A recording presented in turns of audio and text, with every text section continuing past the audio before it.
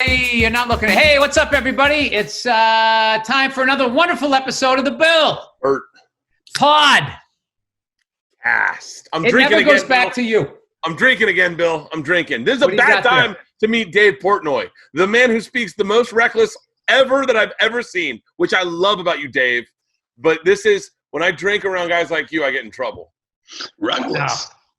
That's one thing I got to say, just starting off, it is refreshing to see a company that when all of these people that are just, I don't know, whatever the hell they're doing, they just see people having a good time, I guess, and then they come in and they, with all of their own agenda, and if you don't drop to your knee, like I just see everybody just caves and apologizes, we're going to try to do better, and you guys always just like, no, this is what we're doing, we're not doing anything wrong, and it just goes away. My favorite one, Bert, I don't know if you know this one, this kid was just trying to like somehow have Dave removed, which I don't know why.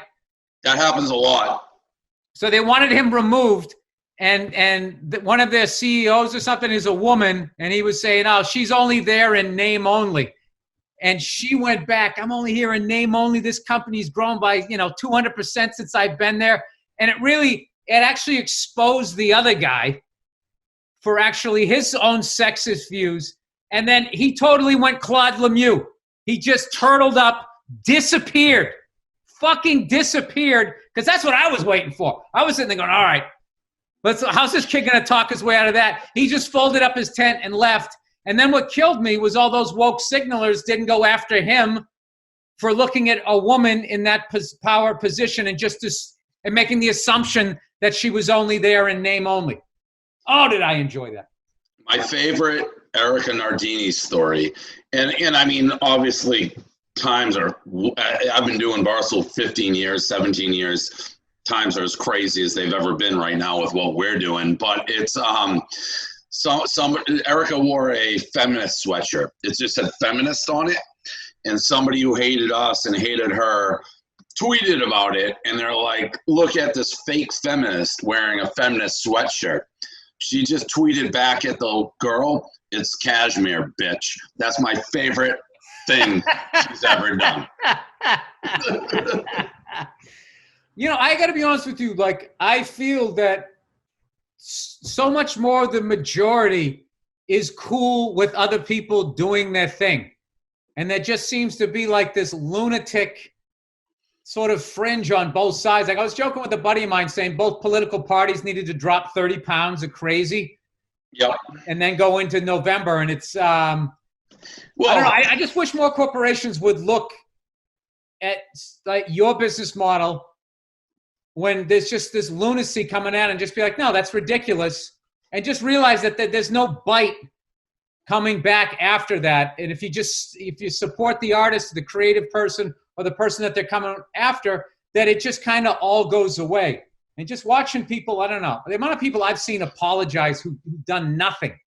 Yeah, and I mean, you're obviously, both of you guys is like, we fashion ourselves as comedians. So, we got in hot water. I got in hot water. I'm always getting in hot water. But more recently, I don't know what the shit all over my hand is.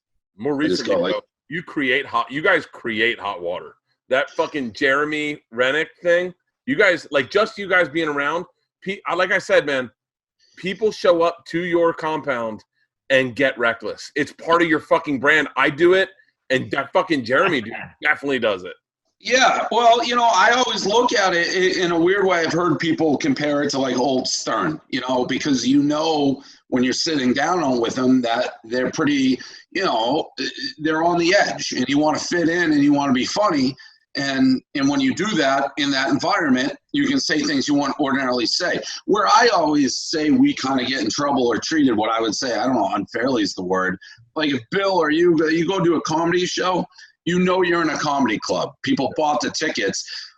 A lot of times the things we say, I feel like they're things people aren't giving the background, that we're trying to entertain and be funny and we're making fun of everybody. It's like somebody who goes into, a comedy club who didn't buy a ticket, walks out, and he'll be like, you never believe what this guy said, but you don't give the background that it was in a comedy club and you didn't buy tickets. So, and it's interesting times now. And like to what Bill was saying, social media just makes it the fucking worst. because, you know, a few people or a big group that you can amplify your voice, and, you know, directly at companies. And it's a shit show out there. It's a shit show. And it's every day somebody else is getting canceled or trying to be canceled. Do you find yourself, Dave, I know this is going to sound like a weird question, but do you find yourself getting behind anyone who's about to get canceled, be it Deshaun Jackson or Nick Cannon? Like when you watch them bend at the knee, you're like, God damn it, man. I thought Nick was going to pull this one off. I literally thought. Yeah, I mean, I'm Jewish, so I didn't read too much into, like, Deshaun Watson. I'm Deshaun Jackson. I didn't love him quoting Hitler. Like, I'm not a big Hitler guy, so it's like, you know, I'm not going to be, like, having his back. You know, the H-man's pretty tough. But, you know, listen, we've been doing it for 20 years, and kind of where I got in hot water, I'm so used to people coming after me that when you dig through what I've been saying for fucking 20 years, and I got in a huge amount of trouble recently for a couple things, as someone I know who fucking hates me. I don't know who it is, but they've been trying to cancel me forever. They went back, they dug through everything we said, and like 5 years ago, we had a Super Bowl party, and we had Ja Rule and Ashanti. Like, that's who we booked as the talent. Because we couldn't do like Bieber or Taylor Swift. We had to do something a little different. So we went old school. And to announce it, I did a big emergency press conference and all this shit, and I sang Ja Rule's top 5 songs, like 30 seconds of each. One of them has the N-word in it, and I sang it. Not many people said anything back in the day. This became a huge fucking issue for me now. And they're like, apologize. And whether it's the way I said it, I'm like, listen, I'm not going to apologize for it, because you're going to go back and try to find everything that I'm trying to say. Like, I didn't mean it to be offensive. I'll only apologize for things that I mean with hate. I'm singing a lyric. I didn't realize it. Some of my old employees got very upset. African Americans are like, well, you put us out on an island. And I did apologize for that. I'm like, I never mean to do that. I never want them to feel like, you know, I don't have their back. And I never mean to truly offend enough people. But you can't sing along to a song at this point. Actually, you can. Hold on. I did an interview with Trinidad James, who's one of his most famous songs is All Gold Everything, and the N-words sang maybe 70 times in it. Like, not even joking, it's part of the chorus. It's just that word repeated over and over again, like someone's got a stutter. And I said to him, I said, how do you feel? Because my daughters have a problem when I'm in that car listening to that song and singing along. And he goes, hey, man, I'm paraphrasing. He's allowed to take back whatever he said to me. But he said, hey, man, I put that that art out, and I hope you enjoy it. And if you enjoy it responsibly and you're not, like, obviously being reckless with it and being an asshole, but he goes, then enjoy it. That's my art. And you, bro, cancel culture is going way too far when white guys can't listen to hip hop. You just lost all the cancel guys when you said bro. The second, because then that's gonna be, look at these 3 bros talking about blah, blah, that's blah. what I thought. That's what I thought originally, but I'll never do it again. There was enough outrage. There's enough people. I'll never fucking do it. And the only take I take, listen, I'm not a black guy, so I'm not going to tell them how they should feel. But my impression, if you ask 10 black people, 5 will say, can't sing it, can't do it. 5 will say they could. And I'm like, listen, I don't want. That's like heat. I always look at it as it's intent. Are you trying to make people feel better? Exactly. That's what I can't stand, is when you tell them what your intent is. Now, obviously, you could lie. But, like, when you're like, no, that's not how I meant the joke. That's how you took it. I have to apologize for how you took it, or they want you to. You know, I also love, too, like, it's like that happened 5 years ago. The people bitching, I want to be like, how old were you? Right. You were like 25 when I did this. It took you till you were 30 to figure out that this bothered you? I hear you. I'm on the same page, but then I'm all right. I don't want to start it all back up again. So whatever. I'm just saying it's nice to see somebody, a company, not like just like it's how we end up going too far to the left or too far to the right. They both suck. You just keep backing up. It just becomes like this crazy thing. So, I mean, I don't know. I think at this point, when you can politicize a virus, I think seriously. We're in trouble right now. This is not a good look for the world. We're showing that we're divided and we're weak. So I've always said that we should be in unison that we fucking don't like Corona. Like that should be something we can all agree on. Hey, I have a question. You guys met through a video Bill shot 10 years ago. Is that how you guys like kind of hooked up for the first time? it was. Andrew was saying, you got to read these guys, Barstool Sports. They're hilarious. And he started sending me their articles. And I don't know if you were just in Boston at the time or whatever. It was a long time ago. And like I had just started out on my podcast. So he's like, he goes, and Andrew called. He goes, I'm telling you, these guys are going to fucking blow up. There's an overlap in fan base, blah, blah, blah. So I was in Boston at the time, and I had my little handheld shit. I still have that stuff, to be honest with you. And I think you were moving or something. Yeah, it was like a weird fucking episode, like Bill Burr in my kitchen. Like we just sat in my fucking kitchen for like 2 hours. No one's ever done that. And he said the reason why I liked him was because when he was going to do an interview and he knew that people were just going to try to take him down, he would wear a disrespectful shirt. He wouldn't, if he dressed up, it meant I respect you as a reporter, and he would try to look sharp. But if he didn't, he'd wear some ridiculous Hawaiian shirt or whatever. And he tells me that. And while I'm interviewing him, he kind of had a ridiculous shirt on. So I'm thinking, like, is he wearing this shirt because he's moving? Because I got in the middle of a move? Or does he think that I'm going to fuck with him? So I was a little uncomfortable in the beginning. And then we just sort of smoothed it out. I'm like, all right, this guy's just he's a Boston guy, fan of the team. So believe it or not, that was like 10 years ago. I didn't go back and look at the video because of what you said at the beginning of this. Bert was saying, like, Jesus Christ, Bill, you look like a little boy, which is funny because I was 42. I'm now 52. And it's just like, I don't need to know that I make a 42-year-old look old at this point. I feel like that's really, and I was kind of new to what you were doing. I mean, I knew you were, but obviously I know you a lot better. I don't know. I feel like that's when you started exploding. Like we were talking before the show, I was watching the King of Staten Island, your main character. I mean, you're everywhere. Like I turn on the little guy, Baby Yoda, you're in that. I mean, you're fucking everywhere. Well, it's a balance. You got to be out there, but if you're everywhere, then all of a sudden, like I'm a Ben Affleck fan, and the tipping point when he was dating J-Lo and they were going to Red Sox games, and all of a sudden you start to like not being able to get away from somebody. I kind of learned watching that because I saw it like sort of public perception turn on that guy. I'm like, wait, this guy makes fucking great movies. He's an even better director. What is the problem? And I kind of learned through that. And then I watched like guys like Chris Rock and Beastie Boys were really good at like when they had something to promote, they were out there. And then when it was over, they just pulled back. So, I mean, it's kind of hard to do when I do a video podcast every week, but. Yeah, no, you're out there. Three of them. Yeah, but definitely. Dave, here's the question I want to ask both you guys. That video is about LeBron's decision. And one of the most fascinating things that I feel like I pulled away, and I watched that documentary on the decision. I don't know if you saw it, but it's athletes creating their own narrative, like being the dictator of their own narrative. And after watching The Last Dance, you go, oh, that's our future. There possibly could be no other narrative other than the ones the athletes allow.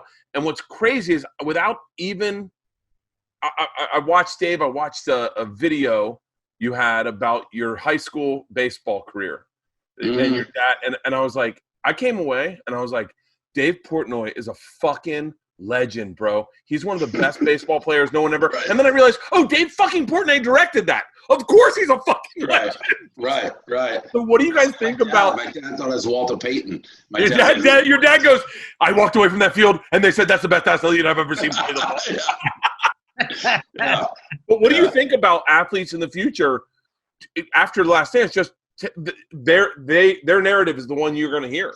Yeah, and I think it's even before that, to be honest. Again, it's social media. Like once the athletes are able to kind of cut out, you have guys doing, their own press releases, their own announcements, whether it be Facebook, Twitter, Instagram, but you can cut through, you can speak directly. So that's been a change that's been happening. I mean, obviously LeBron with ESPN and all that takes it to like the next level. But if you want to speak directly to, the consumer, you can do it. And it's all social media. Yeah, we've been doing it with podcasting. When you talk, Bill, about not overexposing yourself, it's like you only show the parts of yourself that we decide to show on this show. It's such a weird Wait, do you think that's it is a good? It's been overall. I think it's been a good thing for athletes too, because with that Jordan documentary where they were sitting like, there was like some people in the press that got a little pissy about it, that it was like he had final cut and all that, and I was like, great, because you guys have been telling his story for almost 40 years. I want to hear what is his version, Right? Like what does he think that he is? And I don't know. There was a lot of stuff about Jordan. I never understood why people had a problem with the Hall of Fame speech. It's just like, well, you're upset that was the mentality he had to have, so you could watch the greatest basketball player that ever. I never understood why. I don't know. The press and people just get like so pissy about that. It's just like, let the guy. If that's how he is, that's how he is. He's not hurting anybody. He's fucking playing a game. I love how he greenlit that documentary like the day that LeBron won the championship with the Cavs. That's like my favorite part of that. Yeah.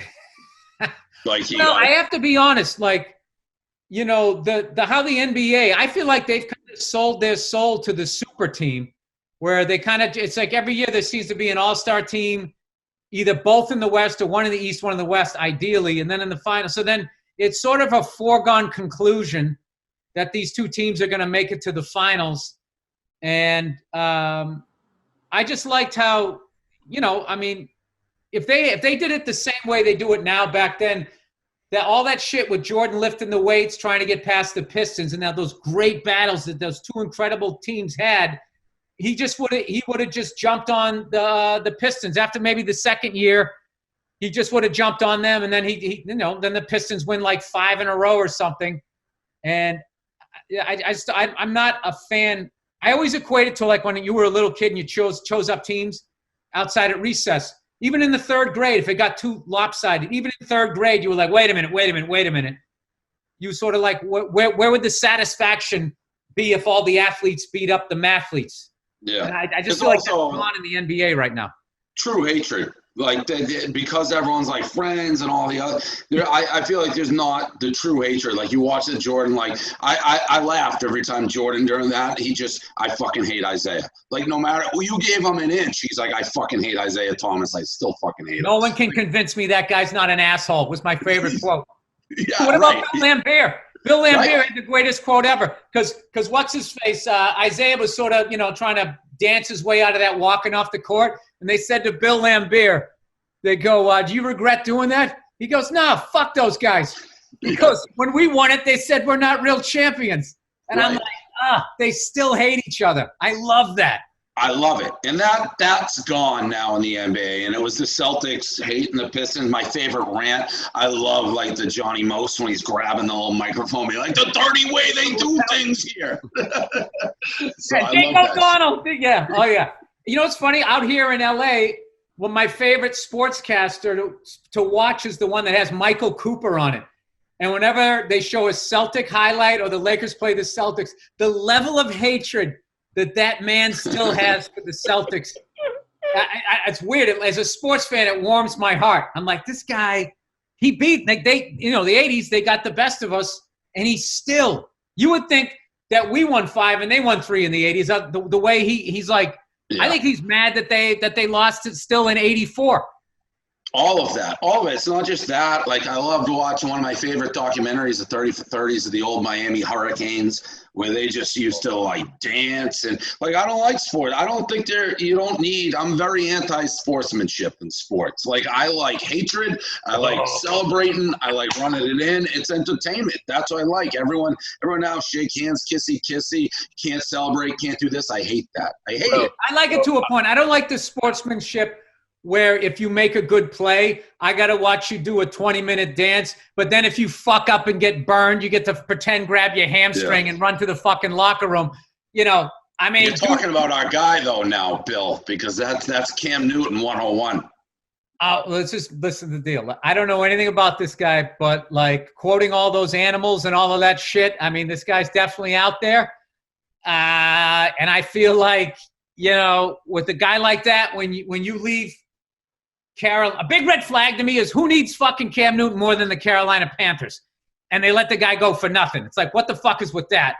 How did it go that sour? Now, it could have been the ownership, so I don't know. Yeah. But I know when a guy like that comes into a place that's used to winning, they sort of have to be on good behavior. And it takes about a season and a half before you figure out if the person bought in or they're actually a good dude and the ownership sucked, which is what I'm hoping is going to happen. So I think we're going to have a good season with the guy, but I think we find out who was right. Carolina ownership. The Patriots have a long history. I mean, Randy Moss, Corey Dillon, they've taken guys who have been, superstars, outcasts. I'm excited. We'll see. But he does this thing. He does the Superman. I mean, they could be down 40 and he gets a first down and he's pointing, he's celebrating, he's getting football. That's what I love, because he tweeted, he goes, I'm sick of being humble. It's like every time you score, you rip open your shirt like you're Superman. But I'm thinking maybe I'm just being an old man. Maybe compared to what other guys are doing, that's humble. For He's not, but I'm all in on it now. He's our guy, so I'll write a blog and fucking rip my shirt open. I'm all in on it now. He's our guy. You got to embrace it. Dude, Absolutely. Good competitiveness is appreciated on both sides. When I went to Florida State and we played Miami, and I remember Warren Sapp led a fucking group of just fucking massive dudes out to the center where they had the Indians head right at the Seminole, and they grabbed patches of dirt and walked away. And that's before the fucking game. Yeah, and me and my boys are hitting each other going, "There's gonna be a good fucking game." Yeah, that's what I love. I love the route. I remember I'm a Michigan guy. A couple of years ago, Devin Bush, before the game, went into the end zone where the Spartan was and tried to remove it with his cleat. That's the shit that I fucking love. You know, one of my favorite ones when we put his married men, they fucking piss and moan. What the fuck? Yeah. One of my favorite ones was when Jim Harbaugh was coaching at Stanford, and Pete Carroll was still with USC, and they were beating the shit out of him. They scored another touchdown. Stanford did at the end of the game. He went for 2 points, like fucking Woody Hayes, right? And in the end, Pete Carroll was just like, he's like, hey, bro, what's your problem? Whatever. And he was basically, I forget if he said it right then or if he said it at the end of the game. He's like, what are you talking? You've been doing that forever in this division. When he had all of those guys, he was running up the score, trying to get up the rankings. Yeah. And he did it to Stanford. And I love that Jim Harbaugh took that personally. Some shit happened. Stanford did to USC. Was Woody Hayes is the guy, I think it was Michigan. I think that's right. He went for 2 in a blowout. They're like, why'd you go for 2? He's like, because you can't go for 3. Yeah. the exact mentality. Woody Hayes was, there's never going to be another. Did you ever see that, Bert, when towards the end of his career, I think they were playing Clemson. Some team had orange in their uniform, and the kid on the other team intercepted the ball. He got pushed out of bounds near him, and he was so mad he grabbed him / sort of punched him in the face, and he was like almost 70. Yeah. It's just, they don't make them like that anymore. Well, you're not allowed to. You'd be like thrown in prison. Yeah. I know. Well, let me then here's a question I have, because I'm reading this, been sort of slowly getting through this book called The Code in Hockey. I thought you were going to say, I'm reading this Ben Roethlisberger autobiography. No. Haven't got to that summertime read yet. I never questioned fighting in hockey. I just thought it was cool as shit, and I loved it. But I could never quite explain it. I always knew the players were talking about, well, if it doesn't happen, the game's going to get out of control. And I now sort of understand it reading the book, like that these guys come out on the ice, and sometimes an enforcer doesn't even need to fight. This is like the manliest shit ever. Sometimes the big guy gets out there, and right before a face-off, he just goes, hey, guys, we need to settle this down. Somebody might get hurt. And everybody's just like, oh, shit, he's getting mad. And it brings it back down again. And they're saying if they don't have those guys out there, which I think the Bruins saw last year in the finals when we didn't have anybody to make people accountable for their actions, that it is going to get out of control. I just wonder why the league can't somehow, just through fines and throwing people out of the league, they just can't get it out of the game if they actually wanted to. Does that make sense? Yeah, I think it's probably one of those fine lines. It's, again, it's not to sound like soft, but people talk about concussions and all that. But I think it's a push-pull. They probably don't want it totally out of the game. It is part of the game, but you're trying to market stuff, and everything pisses everybody off. So I think it's a big thing. The concussion thing is why, to me, that they want to get rid of it.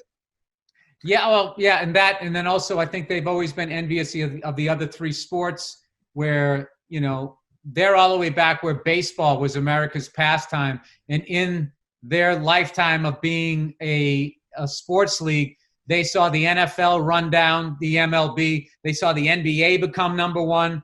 So everybody's sort of been number one and held the belt, and they never have.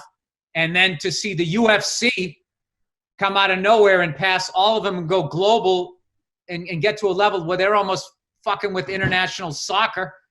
I just think that they try to make they've never sort of been comfortable with being the rogue. Like you're that rogue sport where you just have this hardcore following. So they're always constantly changing the game to sort of try to appease non-hockey fans. Yeah. Like, those assholes every 4 years who watch like Olympic hockey. And they're like, if this is how the NHL was, I would watch this. Right. No, you're still going to watch NBA. You're too invested in it. You've been watching it for like 25 years. So I don't know. Have you been checking out any of the that NHL? I think it just started back up again. Were they going to do like a round robin or something like that? No, I mean, I'll watch that, but that's more like whoever wins that, are you going to be like their Stanley Cup champs? I mean, not really, right? No. Right. So it's kind of, I'll watch it because I'm desperate for sports. I'm desperate for things to watch, but I won't put any credence. I mean, I don't know, all of it, the bubble, nothing's real.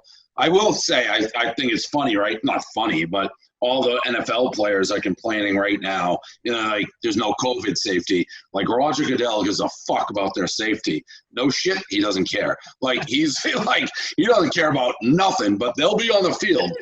One way or the other, the NFL's happening. That's a guarantee. Guaranteed. What about like, because I know you're a betting guy, and like, and Bill and I have a bet that he actually wins though. All of those guys. That ain't true. No? No. You do better than most though. Every time I turn you on, you're killing it. Wait. Yeah, maybe, but then I probably bet more. Like I have horses going right now. I don't even probably get my ass whipped right now. Do you bet on yourself, on your skills? What skills do I have? Skills would be the company. I bet on my company. I made a lot of money on myself with Barstool, but like I don't have any. I can't be like, hey, I'm gonna go beat Carl Lewis in a race. No, Bill and I have a bet. Bill and I have a bet that I can't hit a 35-yard field goal. How many kicks do you get? One kick. Oh, kick. No chance. 40, 35. Hold on. Stop. You're writing that off way too quick as a betting man. You have one kick? One kick. No chance. Come on. Can I get action on this? No chance. Let's get action on it. We're going to bankroll it, dude. We're going to get you some tight football pants. And what are the odds here? Pat McAfee watched me kick and says, I think you got a shot. No, I mean, Pat McAfee is one of the worst gamblers I've ever met. He had it. Pat McAfee hadn't placed a bet till 2 years ago in his life. I had to teach him what a fucking spread is. So I'm not betting the house on Pat McAfee. Acknowledging he's also like one of the nicer humans there is. So I don't see Pat McAfee, even he's like, this guy's no chance to be like, no. So I'm not. He thought it was a Make-A-Wish segment. Yeah. That wasn't the way to get me like, oh, well, Pat McAfee said he could do it. Bro. Dude, Dave, you have no idea the amount of bets. Because this is the way my brain works. I only bet on myself. I always bet on myself. I was like, all right, what can I challenge Dave to? Like, you got a beautiful swing. He's like a white Wesley Snipes. Yeah. You got a beautiful left-handed swing. I'm not challenging you to a home run derby. I think you might got me on that. I definitely can beat you pitching. And I'm going through all the list of things, and then I just go back and I go, fucking field goal. Next rough and rowdy. In the middle of it, you throw up a fucking goalpost. I come out. Everyone puts their money in right then. I've never tried to kick. I have no idea how it'd be. I wouldn't think I'd be a great kicker. I'm just thinking somebody's not a kicker. One kick, 35 yards, no chance. Very easy. Well, it's definitely not very easy. Like NFL guys miss 35-yard field goals. Trying to sucker us in is what's happening here. He's talking a little bit of shit here. I get it. You're selling the fight, Bert. No. Hey, you've had a lot of really great ideas. Like Saturdays are for the boys, one of my favorite things ever. My daughters have those shirts. Have those shirts. Fucking rough and rowdy. You have so many brilliant ideas. I want to know the ones that didn't pan out that you were like, hold on, guys. Fucking. So we did a concert tour. The closest we've ever been to being out of business. So back in like 2009 or 10, we hired a local musician. His name was Sam Adams, and we went to like 6 different schools in New England. And it went really well. Like, we were supposed to do frat basements. We ended up doing like the Mullen Center at UMass and URI. And I thought to myself, we paid 20 grand for 6 shows. And it's like, if we're selling 3,000 tickets for these, and I go hire some real talent or bigger name talent at the time for all these venues, we can make a fucking ton of money. So I had this guy, Mike Posner. The song was like Cooler Than Me at the time. I know. I had Mac Miller. I paid $500 for Mac Miller. That's how early he was. Like, that's how much his cost was. Wale and a bunch of, and then I bought the venue. So I was spending close to 300 grand a show when it was all done. And we didn't sell any fucking tickets. I mean, I thought we were going out of business. If I couldn't get out of the venues, like we were 4-wall in the venues, renting them, if I couldn't get out with a cancellation fee, that would have been the end of Barstool. That was a total disaster. You know what? A promoter in Boston told me that's how the Sullivan family lost the Patriots. It's because they didn't realize how big Michael Jackson's stage was going to be, because he was competing with Prince. And they thought he was going to have like the standard size, like the Rolling Stones or somebody used. And he came out with this giant thing, ate up all of these seats, specifically down low too. And then the Foxborough one got canceled. And that was like 83 or something. It took until about 1990 where they just finally lost the team. Yeah, I've heard similar like versions of that.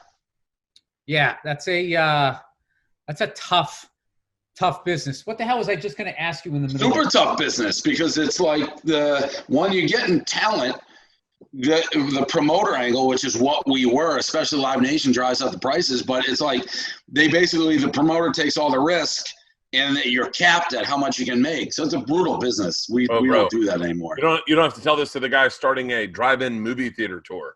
It's a fucking it's an upside down business where you got to sell out everything. This podcast is brought to you by Policy Genius. Shopping for life insurance can raise a lot of questions. How much coverage you need, which insurance company is best for you, how much should it even cost? And at a time when it's more important than ever to save money or have life insurance, the pandemic is making it a little more complicated to shop for it. That's where Policy Genius can help. As a life insurance marketplace backed by a team of experts, Policy Genius is keeping track of all the changes in the marketplace, so you don't have to. They will find you the right amount of coverage for the best possible price without the headache. Policy Genius compares the quotes from the top life insurance companies in one place. It takes just a few minutes to compare quotes from the top insurers to find you your best price. This doesn't just save a lot of legwork, it also saves money. It can save you up to $1,500 or more a year by using Policy Genius to compare life insurance policies. Once you apply, Policy Genius team will handle all the paperwork and red tape for free. So if you hit any speed bumps during the application process, they'll be unraveling. You can tell that I'm drunk, right?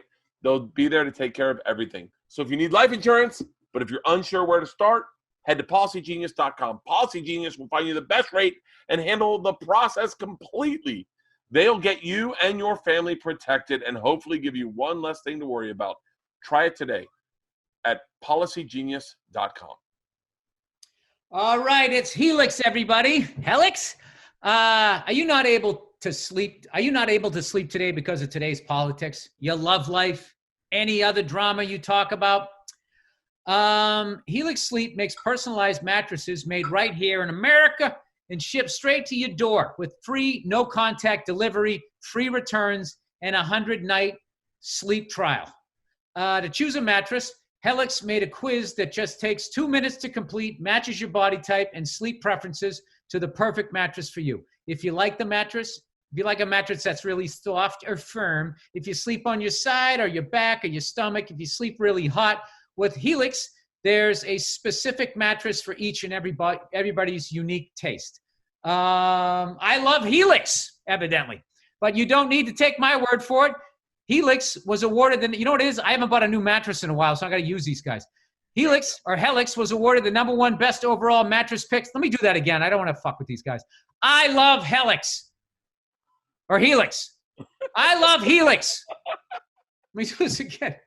I love Helix, but you don't need to take my word for it. Helix was awarded the #1 best overall mattress pick of 2020 by GQ, Wired Magazine, and Apartment Therapy. Just go to helixsleep.com/Bill Bert, take their 2-minute quiz, and they'll match you to a customized mattress that will give you the best sleep of your life. They have a 10-year warranty, and you get to try it out for 100 nights risk-free. They'll even pick it up and give you a full refund if you don't love it. Gross, but you will. Right now, Helix is offering up to $200 off a mattress for our listeners. Get up to $200 off at helixsleep.com/Bill Bert. This podcast is brought to you by Simply Safe. Here's the thing about home security companies. Most trap you with high prices, tricky contracts, and lousy customer service support. So while there are a lot of options out there, there's only one no-brainer. Simply Safe has everything you need to protect your home with none of the drawbacks of traditional home security.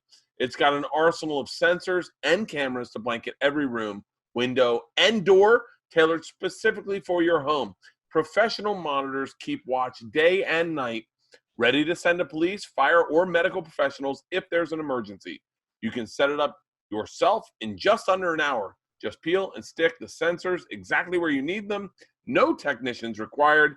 And there's no contract, no pushy sales guy, no hidden fees, no and you can fine catch your print. kids sneaking out the window to take out the family car. And I got 2 teenagers. This is what I love. And what I love more than anything, this all starts at just $15 a month. I'm not the only one who thinks Simply Safe is great. U.S. News and World Report named it the best overall home security in 2020. Try Simply Safe today at simplysafe.com/Bill Bert. You get free shipping and a 60-day risk-free trial. There is nothing to lose. That is simplysafe.com/Bill Bert. Bill, what were you going to ask him? So I have a million questions for Dave.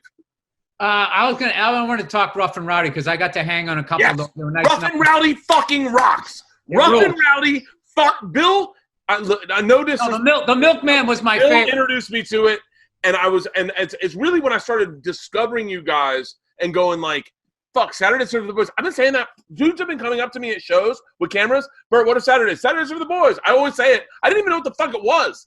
But Bill did Rough and Rowdy, and I am fucking addicted. No, and that first venue that we did, was that in Charlotte? The house Was that that Ric Flair. Youngstown?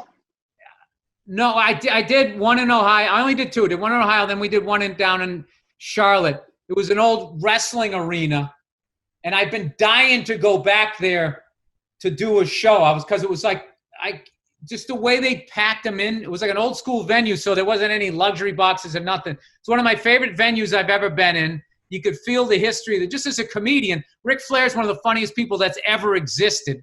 Yeah. And his monologues, whatever you call it, like him doing the promos, is better than most of the shit I've ever written total in my whole career. I'd be like doing like a venue like Carlin or Pryor did. So I've been wanting to go back there.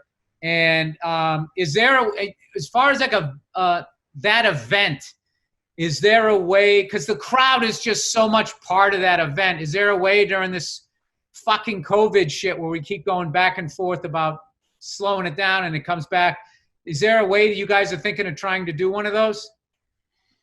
We stopped. I mean, we're bad at shit like that. The amount of like work and effort that probably has to go into getting it approved. Like even Dana White, I mean, he had the thing set up. It got shut down like 2 or 3 times before he was able to do it. I guess it's state to state. We're also, a part of us was like, the way people come at us, we'll do it, and then people blame COVID on us. They'll be like, oh, Dana White shut it down? No, I'm saying Dana. But he did Fight Island, and he had a couple events that were shut down before he was able to get it off. So it's just seems like too much of a fucking headache right now with everything going on with COVID. Well, I have a good theme if you want the next one, because you always have like the towns versus the towns. Yeah. Well, considering everything's been politicized, why don't you politicize Rough and Rowdy, and you have like the snowflakes versus the Trumpsters, or something like the mask wearers versus non-mask wearers? Yeah, just something along those. That'd be a good theme. Like COVID or some shit. I don't know. Do it like right before the election. I know. Antifa versus Proud Boy would be a big fucking get on YouTube views. Ooh. Hey, Dave, Antifa versus Proud Boy. Oh, yeah, big time. Big time. Dave, Dave, I'm going to ask you a question I'm sure you had to answer a million times, but I'm dying to know, and I've watched a lot of content on you. If you can give me almost like a hop, skip, year by year of the progression of how you started your business, I'd be fascinated because I know it started off as a legit magazine or like a legit newspaper. Yeah, right. And it was all about getting money from gambling sites to pay for the newspaper. But now I've been to your offices. I've literally pilfered your merch store for my daughters. Yeah. They're obsessed. Dude, I wore a zillion beers today grilling. And so I want to know, like, this is maybe too much for this podcast, but like how you started your business and how you look at your business on making money, because so many dudes want to be you. Right. Well, that's a big say. Bill and I would love to have a Barstool Sports. What you do is fucking impressive, brother. Yeah, a lot of it is I don't have like a business degree, and it's all been wildly organic. There is no. In fact, a lot of people ask me, like, what do you think, whenever anybody asks me, like, from a business perspective or whatever, like, what do you think's going to happen in, like, 2 years? It's like, the way the world moves, the way, there's movements, the way technology moves, I don't know what the fuck's going to happen in the next month. Like, I didn't know TikTok was going to be around in fucking 2 months ago. So anybody who's like, I know what the future's going to bring is lying. We just react really quickly, and we pivot to what we think people want. We're not stuck to anything. If it sucks, move away. If it's good, move towards it. I mean, Saturday for the Boys, that wasn't planned out. That was super organic. It just caught fire, and then we put the weight behind it. Rough and Rowdy was organic. Like, I never thought we'd own it or buy it. I saw it 10 years ago. I'm like, this is fucking amazing. So it's like just, I guess, trusting our gut and moving along with it. Like, as crazy as it sounds, so we started a newspaper. And the only reason we went online or got a website is a guy. So I used to wake up and hand the newspaper out outside subway stations in Boston. A guy who I had been giving it to moved to New York. He's like, hey, I love reading this. I'm moving to New York. If I build you a website, will you put the newspaper on the website? So I'm like, yeah, fucking knock yourself out, dude. But it's just been, always authentic, always trying to stay real to like what we're doing was just make people laugh. And moving quickly. And who knows? Everything moves so fucking quick. Sports gambling being legalized, that was huge for us. Like, we sold the company for fucking $450 million. Did I think that was going to happen? If they didn't legalize sports gambling, no chance. So it's just being, my dad used to say, like, oars in the water. Just make sure you're fucking swimming and you're there. And when something's ready to hit, take advantage of it. All right, Bill. His dad said oars in the water. My dad said, eat shit, cash checks. What did your dad say?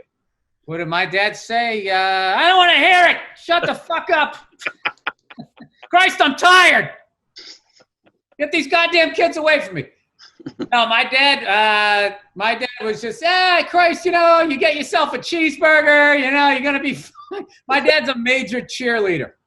Christ, Bill, you're out there, you're telling jokes, you're making people laugh. There's really it's just, my dad was either super angry or super positive. But after a while, I just was like, this is just how he blows off steam. I fucking love my dad. My dad is the best. But, when he was younger, it was just like, and I didn't understand people. I didn't understand the frustrations of a man with, all those kids. Hey, I want to ask you this because I probably don't want to know the answer, but how do you go about handicap? How do you go about handicapping a horse? And not be just. I suck at it. I love horse racing. Like, I've been a horse racing guy my whole life. My dad used to bring me when I was a kid. As Barstool's done better, I own some horses now. I love it. They have the daily racing form. If you don't know what it is, like how fast it's basically, if you're looking at an athlete, you just look at their past history, and it's like, all right, it's good, it's bad. But it's great. I mean, it's an interesting industry. There's nothing, you want to do a comedy show, just set up a microphone and go to like Suffolk Downs and just watch the fucking people there. It's a different world of people, and I love it. I've grown up on it. I mean, I usually spend August in Saratoga up in New York. You can't have fans this year, so that sucks. But yeah, I fucking love it. Yeah, I went to the Kentucky Derby one time, and I was supposed to go again this year, but that got blown out of the water. But I think you guys retweeted a video. Bert, you got to see this thing where it was like, you know, people like, you're watching a baseball, you're watching a fight and you're acting out fighting. This guy was betting on a horse. He was acting out the guy riding the horse. Yeah, he was whipping himself. He was literally, he was going like this. He was whacking his own ass with the fucking, what do you call it? The program. The program. He had the program.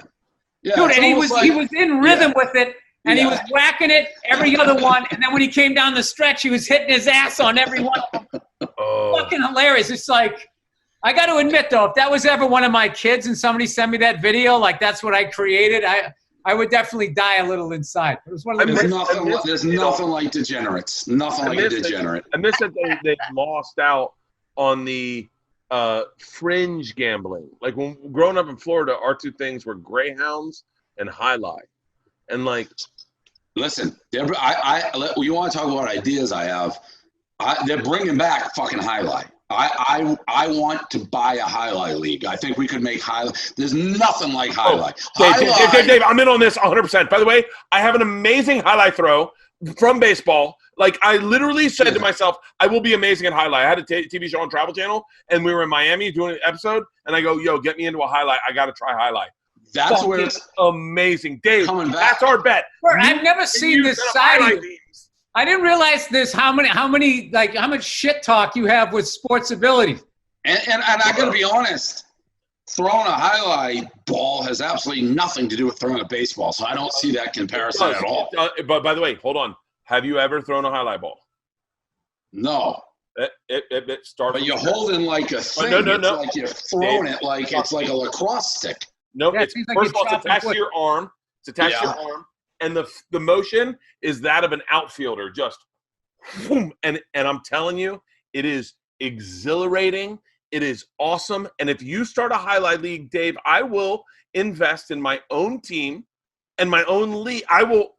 That is something I can put money behind. Start a fucking highlight team, start gambling on it, and I am in on that shit. The best part about betting on highlight is they just cheat right in your face. So it's like it's like they'll make the most remarkable catches, like Willie Mays' basket, and then they'll just drop like a routine fly ball. You're like, well, that guy just fucking cheated, but you know it's going in, so it's just part of the deal. Dude, I feel like I'm on like a regular guy's Shark Tank right now. Highlights. I'm in. I'm buying. I would invest in that. Okay. Next pitch. Awesome. Next pitch. I want to do a Barstool Sports first beer affirmation. So it's an app where when you have your first beer of the day, it's me giving you a 1-minute affirmation about what a badass you are. So as you drink that beer, you go, "This is gonna be the best fucking night of my life." I'm gonna grab another beer real quick. Oh God! His underwear? Is that like a bit? Was that a bit? What just happened in the underwear? He gets up in the underwear. I don't know. He's in the valley. He's had a couple of beers. Please tell me that leather couch in the valley didn't come with your house. God knows who got fucked on that thing, Bert. No, I bought it. Hey, so what else do we got here, man? As far as like Boston sports things, anything else coming up? There's a big trade with Buffalo was supposed to be happening. Their number one line center. I don't know. They wanted 2 number ones. You a big hockey guy or no? No, hockey's my distant 4.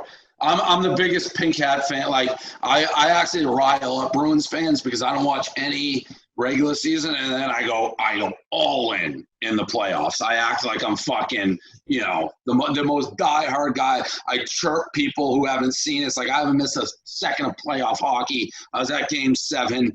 I got the bandwagon, but regular season, I can't watch it on TV. I just cannot watch hockey on TV. I think it's just one of those things. If you grew up. It's like working on cars. I played growing up, and I used to watch it like. All right. So I watched like Ricky Middleton, like Dave. I watched all those teams. I loved it. But as I got older, Pete Peters. I used to be Pete Peters, Reg Lemelin. Like I was a Bruins fan growing up, but I just lost it. Some of my favorite. Rick Middleton was my favorite. Nifty. Yeah, he was the best. Hey, do you think there's a world ever where you sit down and break bread with Roger Goodell? And he ever just sits there and says, I kind of forgot that I was making $30-40 million a year. And I allowed, some huge NFL fans that actually helped my business for whatever fucking control freak reason to get under my skin to the point. He had the chance. I mean, did you hear this latest episode I had with him so the NFL draft, they put up, and in the middle of it, he's like, we have an auction for COVID for first responders. You can watch Monday Night Football with me in my man cave. So I heard that. I'm like, wait, what? So I fucking bid on it, and I won. I paid $250,000 for this. So I fucking won it, and everyone's like, what's Goodell going to do? What's Goodell going to do? He fucking canceled it. They said they ran the report on me and all this stuff, and I was like a risk. So that was his chance to have me sit down. If I showed up and he's like, played a good sport, it would have been done. If he didn't do it, I won fair and square, $250,000. Wouldn't do it. And that money was going to go towards what? COVID, like first responders and shit. Wow. So if he wasn't going to do it then, just picturing you two guys sitting there. I'm sorry, it's the second time I haven't gotten the information when you were talking. What an idiot! He could have just squashed the fucking thing. 100%. So it's I gotta admit, as a fan, I'm kind of happy that he didn't, because you going limp when they pulled you out of the Super Bowls was one of the funniest fucking things I've seen. If they come over, I'm telling you right now, he goes, I'm going limp. And all these guys, and a grown man just went like this. And I dead fished him. That will be on my Mount Rushmore moments. The fact they had their chance to take me out when I didn't see him coming, and then they gave me like 2 minutes to think about it. And I said to my camera guy, just get ready. I'm going dead. I'm going limp here. And my feet just dragging along the steps with Maroon 5 playing in the background. Oh, name the things you want brought up at your funeral that you did right in your life. That's one. That's a fucking perfect one. Going limp was definitely one. Getting arrested at NFL headquarters was definitely a big one.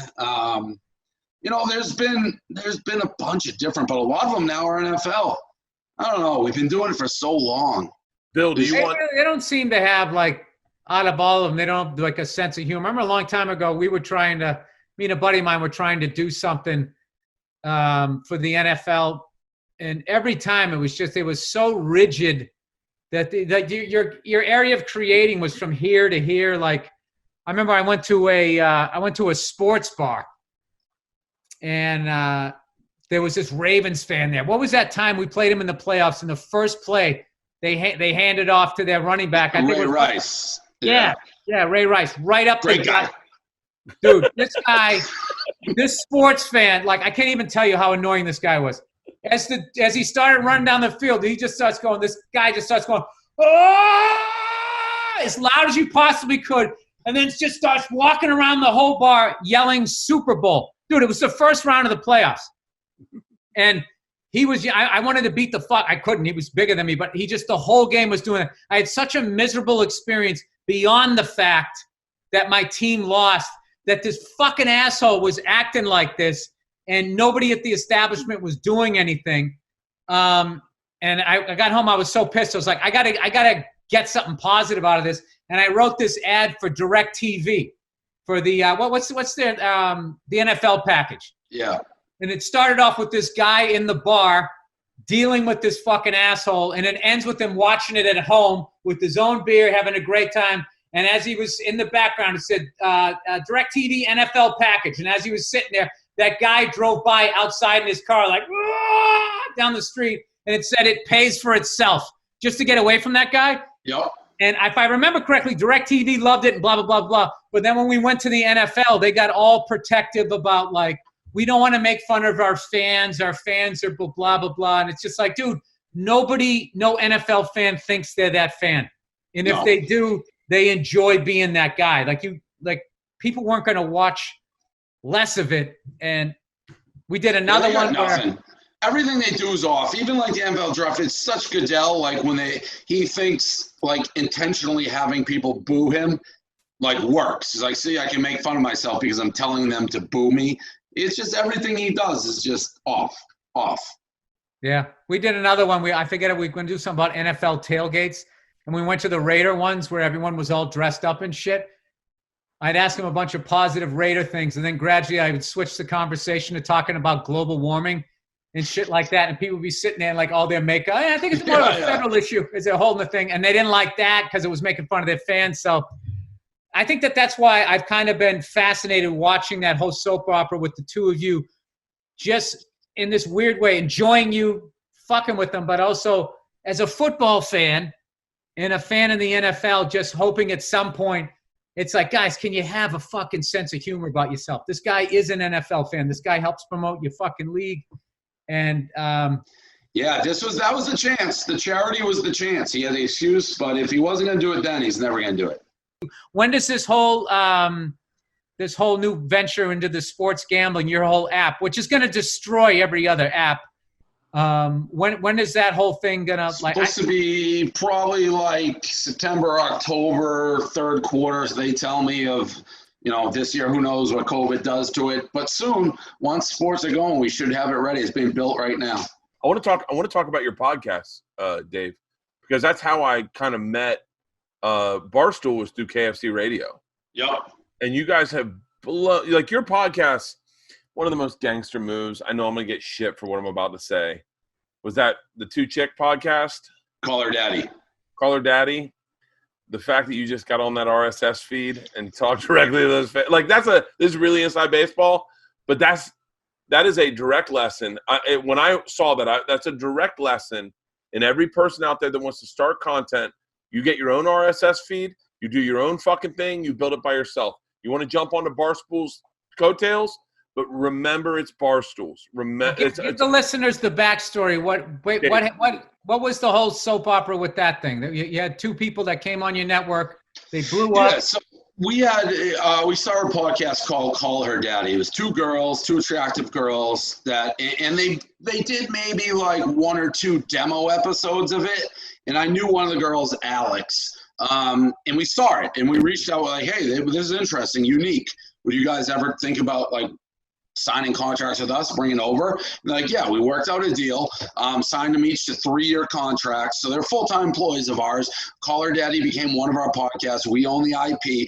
And it was a negotiation, but what Bert's saying, like, when you join Barstool, we put gasoline behind your podcast. We're putting, millions of dollars of marketing behind it, and we try to blow the thing up, and it blew up. It became bigger than I imagined, what they imagined. And about a year into it, they wanted to basically leave. They're like, we're not getting paid enough. And there's two sides to everything. But yeah, if they were independent and they owned Call Her Daddy at the size it became, they would have been making more money. Flip side is, if they didn't join us, there's a chance nobody would have known what the fuck it was. So I always use it like a baseball contract. If you're a fucking baseball player and you sign a 3-year deal with the Red Sox and you have a great first half of the season, you can't just be like, oh, I'm going to the Yankees now because they're going to pay me more. It's like, well, you signed a 3-year deal with the Red Sox. Wait for it to go, and then you can go to the Yankees if you want. And we had a big back and forth. At one point during this dispute, the two girls sort of turned on each other because they had leverage in the sense, if they just quit, we would have sued them, but then we would have lost all the revenue. It's COVID. We're trying to keep the thing going. They stopped doing the podcast, and I just jumped on their RSS feed at one point. Their audience had no fucking clue who I was. Brand new Call Her Daddy. Brand new Call Her Daddy. Who is it? It's Dave. Listen, I'm not mocking these girls. I'm just letting you know. And Bill, you know this. Andrew, you know this. Dave, you know this. If you want to start a podcast, sign up with Barstool, but realize that all that shit you're getting up front, they gave you. That's right. You got a bunch of things. So I'm sorry, Dave. Keep going. You jumped on their RSS feed. Yeah, so I jumped on the RSS feed and basically explained the situation. I'm like, they're a 3-year contract. And they were hinting at the time like we were trying to do shit to them. Like, we won't let them talk. We won't do this. It's like, listen, people can say whatever they want about me. I let anybody say whatever the fuck they want. You can sling it. I never tell anybody, if you don't like me, say it. If you think you're being treated unfairly, say it. But don't be like, my hands are tied, I can't talk. And I gave the whole scenario. I'm like, we signed them for 3-year deals. They're making $70,000 each, which is a pretty good starting salary when you have no audience. By the end of year one, they're each making $500,000 each because it had grown. And we were willing to work with them, but they had this guy from HBO Sports who was like the boyfriend. It was a fucking whole thing. This guy, Suit Man, who was trying to negotiate them leaving and essentially be their manager. So I just went on the podcast. Oh, God. And I let it rip. The whole thing up. He did. He did. And I just let it rip. And all the Call Her Daddy fans became like Dave Portnoy fans. It has increased my sex game like you wouldn't fucking believe. Can you talk about the Spittin' Chicklets shit that went down Friday? I don't know what went down. Oh, with Ronick? Oh yeah, Bill, do you know about this? No, I got a newborn, dude. I don't know what the hell's going on. So, Dave, if you can just catch him up to speed. Yeah, so Jeremy Roenick, obviously huge hockey guy, NBC Sports, went on Spittin' Chicklets, I don't know, a year ago or something. I don't know the exact time frame, but he told a story about wanting to basically have a threesome with Catherine Tappan when they're on like a trip. Catherine Tappan, NHL Network, when they were traveling together. He got major.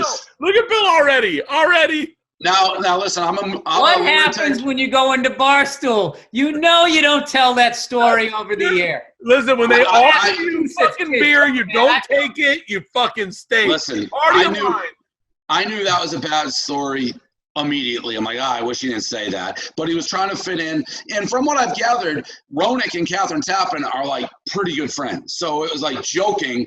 But, not as good of friends as Germany wanted, but they're pretty good friends.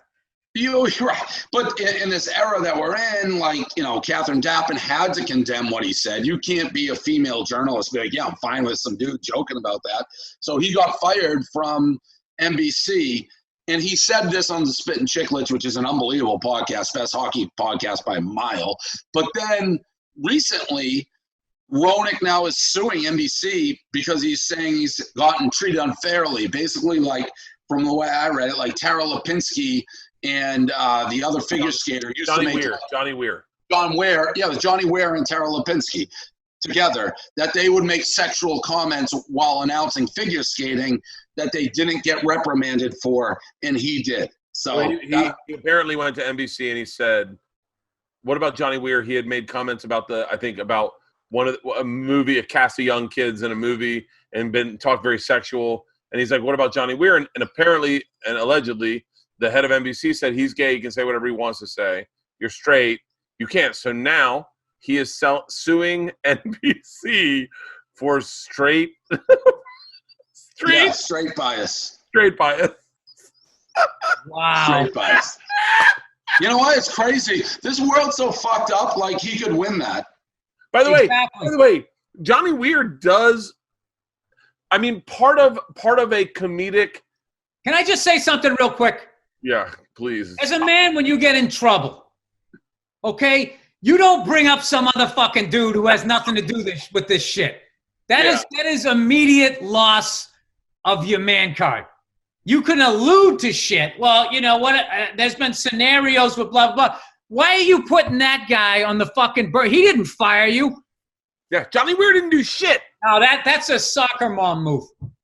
I don't know. It's like I don't think Johnny Weir cares. I mean, he's like flamboyantly gay, talking about, I guess, guys figure skating or whatever. I don't think he cares. But if he's trying to show there's a double standard, which I don't fucking know. I mean, there probably is. There definitely is. Yes. But whether that's wrong or not, I mean, what he said. He standard in that you can tell a straight white guy, we are not hiring you because you're a straight white guy. You can't do that to other groups. However, there's a lot of fringe benefits to being the straight white guy. So Totally. that's like back in the day, there was a certain comedy club where this guy would just be like, I already have enough white guys, blah, blah, blah. I would literally tell you, but I knew what he meant. It's like, I just don't want yet another white guy in a sweater saying, what's the deal with fucking pencil sharpeners? Yeah, I've said that to our own employees. Like when I had to say this recently, there was a guy who worked for us, a black guy, because I was catching so much fire. I'm like, the only reason he works here is because he's black. And I didn't mean that disrespectfully, but we have a million more white resumes of guys who look like me, have the same sensibilities as me. We have a bigger pool of applicants, and we want to reach different crowds. So if somebody, I may not initially be like, oh, he's funny or whatnot, I'm trying to reach new crowds. So that's just the truth. Well, I mean, you're running a business. So it's just like, if that is what you're trying to do, I mean, I do that on my podcast as far as if I do like a stand-up special. I tried to get on one of those all-women talk shows to promote my latest special. And one of the chicks just weirded us out. Well, I was just like, this ain't going to be, it was like, somebody called up and said, hey, did you see his special? And the person was just like, I saw it. And that was it. Didn't say good or bad. We were just like, and I was like, things are going really good for me. I don't know. That could have been great. It could have been bad. But like, I don't want to move up in this game by having arguments like that. Bill, that's a really great point, because for a while I realized when I first started kind of popping or whatever, I wanted to hit all the shit I liked. Sometimes the shit I liked wasn't in my lane. And I realized, maybe I remember telling Andrew Schultz this. I was like, I think my new motive is just stay in my lane. Like to find the people that like me and grab them as we go. But like I think all of us would love to have a very diverse crowd. But sometimes when you reach out to a diverse crowd, they actually hate you. Yeah. Like, trans people may not like my stand-up. Right, and that's very true. And I mean, we're a business, so we got advertising bigger, and there are headaches involved with that. But I used to say, when we looked at ourselves, like, are we happy with being Seinfeld, for lack of better words? Like, we're good at what we know and how we grew up and our sensibilities. But when you're a bit like, if you're a comedian and you're selling tickets, you're doing that, fine. Like, we're trying to get advertising, and people will just look and they'll make assumptions like they're not diverse, so they must be racist. It's like, well, I'm a white middle-class fucking dude who grew up. And the only people who applied for jobs when I started were people who read me, who were similar to me, and that's our talent pool. As you get bigger, you try to do it. But like you said, sometimes as we've gotten bigger and tried to be more diverse, it's like, what are these fucking guys doing? They don't know what they're talking about. So it's a tough balancing act. It really is. It is. As far as like staying in your lane, though, there's a balancing act of staying in your lane, but continuing to evolve. Because if you don't, then it just becomes more of the same. But I've seen more of the same work for some people. Like, this is what I do. People know that I do this. And I'm just going to keep fucking doing it. I don't give a shit if the critics keep saying I keep doing the same thing. This is what the people want. Like fucking AC/DC. My favorite goddamn band ever. For 40 years, I always joke, they wrote songs about women, the devil, and their balls. And they like 3 chords or something. And it just, Malcolm just had a way of just fucking always coming up with like a new riff that I enjoyed. And it is, I don't know. I think I definitely avoided stepping in some major shit. Because as much by trying to do, like, I don't know. It's sort of a disease. That thing, the disease of more. Like, okay, my last special did this. I need to do this, so I need to cast the net even wider. And I do think that eventually you probably end up getting away from. Like, I don't think there's anything worse than alienating the people that first got into you. 100%. Yes. That's the worst. Then you're just like, oh no, now I'm not tethered to where I was from, and now I'm just sort of now I'm floating. And I'm just reaching for anything. And at that point, you end up being like a contestant on a game show. Yeah. And then that's your career. It's something we deal with all the time. I can't imagine that you ever saw. Have you been to the New York offices of Barstool, Bill? Yeah. Fucking really impressive. I mean, legit impressive. I went to the first one, and then I believe it was the first one, and then the second one. I forget where the first one was, but then the second one was, I want to say, Lower West Side. The first one was like you were walking into Dave Portnoy's zipper. You were like literally like, oh, that's a cock. Holy shit. Yeah. And I mean, that office was there was a bigger difference between the first office and the second office than there was the second and the third. I mean, the first office, that was like an old doctor's office where we were all just mushed together, like no air conditioning, 150 degrees. It was, our offices have been something. Yeah, I don't think I was in that. So I was probably at the second and the third one. Yeah, the first one was in Milton in Massachusetts. Oh, no. I meant New York. Yeah. Sorry. Hey, what is 10 years from now? Where's Barstool going to be? It's a great question. I already said I don't know. I mean, hopefully in 10 years I'm fucking very rich and done with it and on a beach and Barstool's a household That's not name. you. Bullshit. That's not you. That's the biggest lie. That's the biggest lie going. People always try to say that's not me. That is me. Like I could happily fucking bet on horses, golf, and sit by the pool. I could. People say no. Yes, I could. By the way, I could too. So I don't know why people like How much? Never believe that. How much money? Because how much money do you think you need to have? Will they'll let you do that? Because So I could do it now. So I could do it now. Like my net worth is like 100 million right now from doing this thing. But I signed a 5-year contract. So I got to work my ass off for 5 years, and hopefully I'm worth a lot more. But that's plenty. I have more money. I just casually say it to you. I was like, I got fuck you money. I mean, I do. So I have plenty of money. I just got to work still, because that was the deal. To get the money, I'm like, I'll work my dick off in the next 5 years. Let me ask you this. How old are you going to be in 5 years? 48. Still in his 40s, Bert. Unbelievable. So you'll be 48 fucking years old. You know, you got fuck you money, so you're going to be eating great. So you're going to live to at least 80. You got to win. Although you start hanging out with those guys in the track, I might take 5 years off. You got at least 32 more years. How? Because that's my fantasy. I just want to do this shit till I'm 70, and then just fucking hopefully I have enough, and the dollar hasn't collapsed, and everything I've worked for is still there, and then I just picture myself sitting out on my back porch, not doing anything. Yeah. Talking to my wife. Listen, I could, like, my finances could change because not all liquid. Like when we got bought by a company, Penn National, when they bought us, half our deal was like stock, half was cash. So the stock was at 26 when they bought us. People loved it. Went to $39, and then COVID hit. It went from $39 to $3.75. So my net worth was fucking way worse, and it's come all the way back. But nothing's for granted now. I mean, I always say if like you were in a coma and an alien came down, you saw people wearing masks everywhere, you'd be like, what the fuck? So who knows? I mean, 5 years is a long time from now. Well, anyway, let's say it all works out. What are you going to do for 32 years? If you just bet on horses and lay by the pool. Where? So my places, I have a place in Nantucket. That's where I am. It's my favorite place in the world. I fucking love it. Boston, there's nothing like Boston in the fall. So I'd like to live there in the fall, maybe spring. And then probably like West Coast, like Santa Monica, maybe in the winter. Is your Nantucket place the place where you did the watermelon thing? Yeah. Bro, big pool respect. That is a beautiful pool.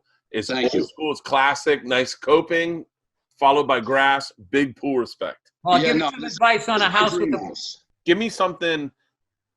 You don't have to. Obviously, you're probably not going to be able to do this, only because it's super vulnerable. Give me some new fame shit you did when you first got money, like old school new fame is like look at a girl in a magazine. This is like from the 80s and go, who is that? I'd like to meet her. When you first got famous, like what's something you did where you're like, yo, I'm getting a box at a fucking sports. Like, what's some new thing? Yeah, I mean, I've sold the company twice. I sold 50. The first time, I'm like, I'm gonna get myself a nice watch. I don't wear fucking watches, but I went through the whole fucking thing with like Rolexes, and I'm getting ready to buy it, and I'm like, I don't fucking wear watches, so why am I buying a Rolex?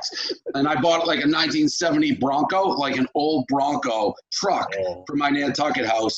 This recent time, I bought my parents a nice place that overlooks Boston. So that was cool. How old are your parents? My parents are like 70s. Nice. Yeah. But I don't get, other than that, I fly private.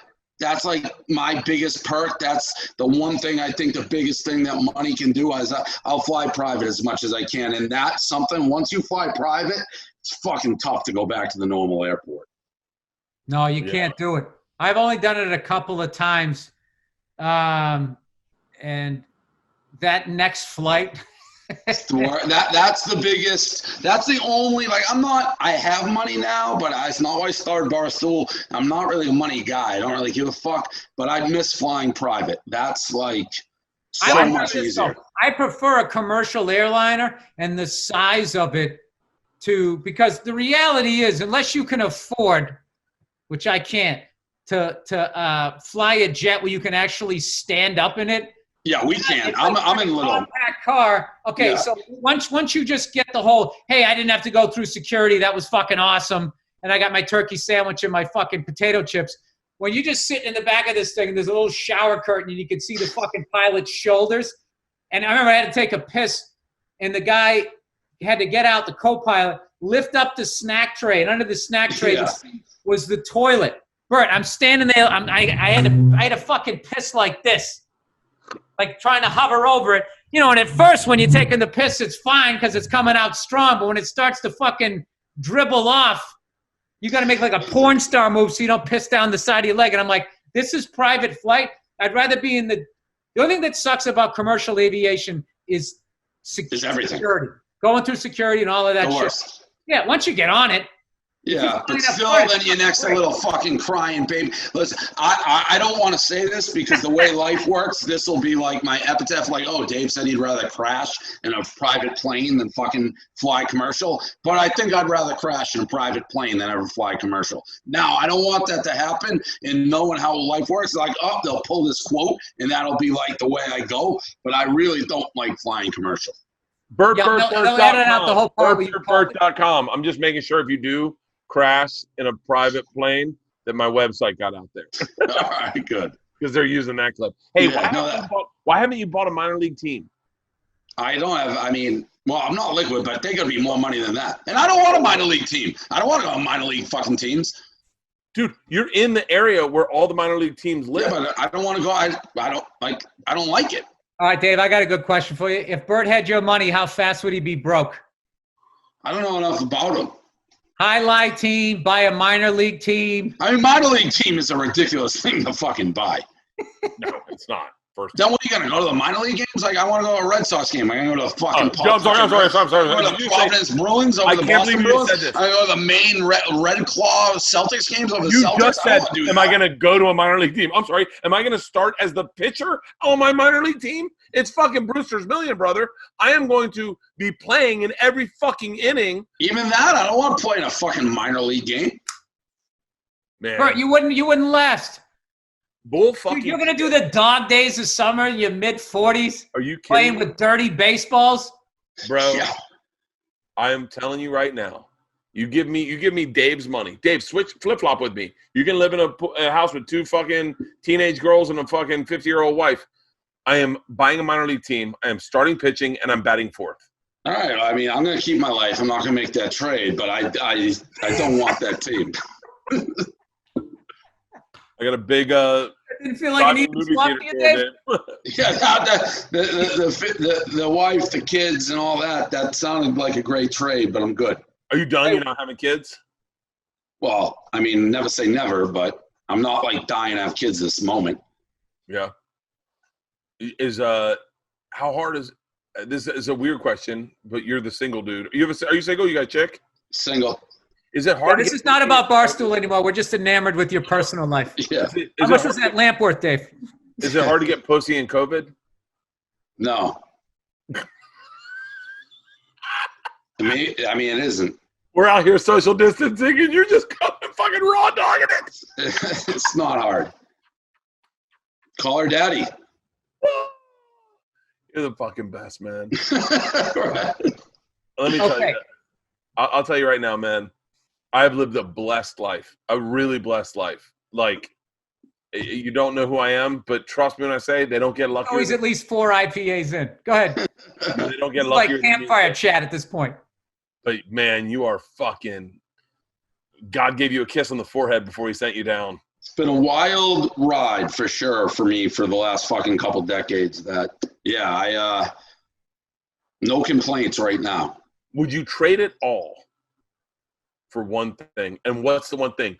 What would you trade it all for? Be a fucking doctor in India raising That's an idiotic thing. I would trade it, but everything I trade it for would be like better than what I got. Like if you told me I could be like fucking, a star, if I could be a star baseball player and athlete, yeah, that's more fun and you make more money. And it's like, yes, but outside of being given like a talent, like to throw a baseball 99 miles per hour or be able to run a 4.140, to have like a normal white dude skill set, which is basically nothing, I've done pretty well with it.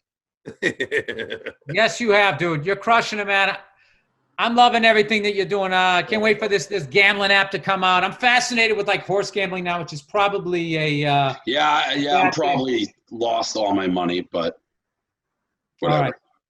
Well, listen, man, I couldn't be more happy for you guys. Enjoy Nantucket. I hope your neighbor has finished building whatever the fuck. The locals are very mad at me about that. They're in an uproar.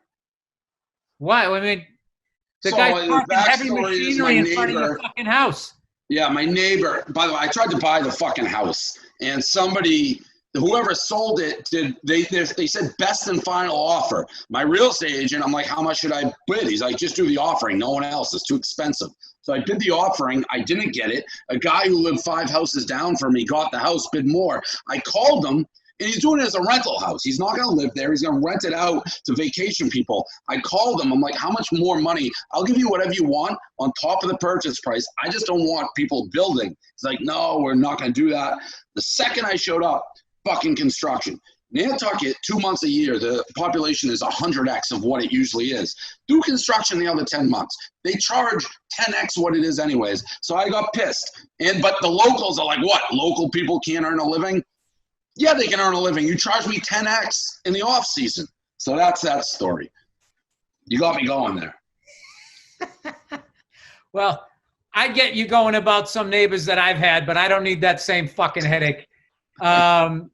All right, that's it, man. Thank you so much for coming on, and I hope sports comes back soon for all of us, but especially because of the entertainment value that you guys bring. You guys, you're the best in the business, and I hope to run into you at a Kentucky Derby when we're not wearing masks and all that shit somewhere down the road. That's it, everybody. Thank you. The great, brilliant Dave Portnoy, everybody. Thank you, Dave. It's a pleasure. All right, thanks, guys. Talk to you later. Okay, we'll see you. Bye.